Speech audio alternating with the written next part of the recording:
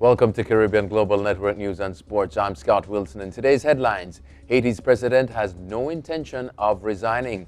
And in sports, forShelly-Ann Fraser-Pryce nominated as the IAAF Female Athlete of the Year. President Jovenel Moïse broke his silence Tuesday and said it would be irresponsible for him to resign amid Haiti's unrest, which has entered a fifth week of deadly protests. The Associated Press is reporting that Moïse said during a surprise news conference at the National Palace that he was constitutionally elected and would relinquish power only through a legal process like elections. His speech was directed in part at thousands of protesters angry over corruption, inflation that has hit nearly 20%, and the dwindling of basic supplies, including gasoline. Surgery today for former Prime Minister PJ Patterson. Former Prime Minister PJ Patterson is to undergo surgery at the University Hospital of the West Indies today for injuries to his right knee and hip.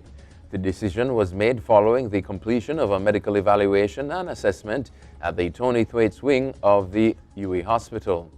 Mr. Patterson sustained injuries in a motor vehicle accident at his home in St. Andrew Monday evening. According to the PNP, the medical team led by Dr. Kenneth Vaughan, consultant orthopedic surgeon at the UWI Hospital, said 84-year-old Mr. Patterson is expected to make a full recovery. And in sports, forShelly-Ann Fraser-Pryce nominated for the IAAF Female Athlete of the Year. Sprinter forShelly-Ann Fraser-Pryce has been nominated for the IAAF's Female Athlete of the Year award. Fraser-Pryce won an unprecedented fourth 100-meter world title in a world-leading 10.71 seconds at the IAAF World Championships in Doha, Qatar recently. She's the only Jamaican among the 11 nominees for the award. The Olympian won the Female Athlete of the Year award in 2013, becoming the second Jamaican woman to do so after Merlene Ottey won in 1990. Phil Simmonds appointed West Indies coach. Former all-rounder Phil Simmonds was yesterday appointed West Indies head coach on a 4-year contract. The 56-year-old Simmonds returns to lead the side for the second time in 4 years.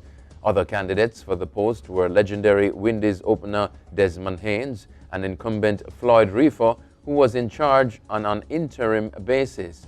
Simmonds led West Indies for 18 months before being fired in September 2016, a mere 5 months after overseeing the Caribbean side's capture of the 2020 World Cup in India. That's it for your CGN News and Sports. I'm Scott Wilson. Pleasant viewing.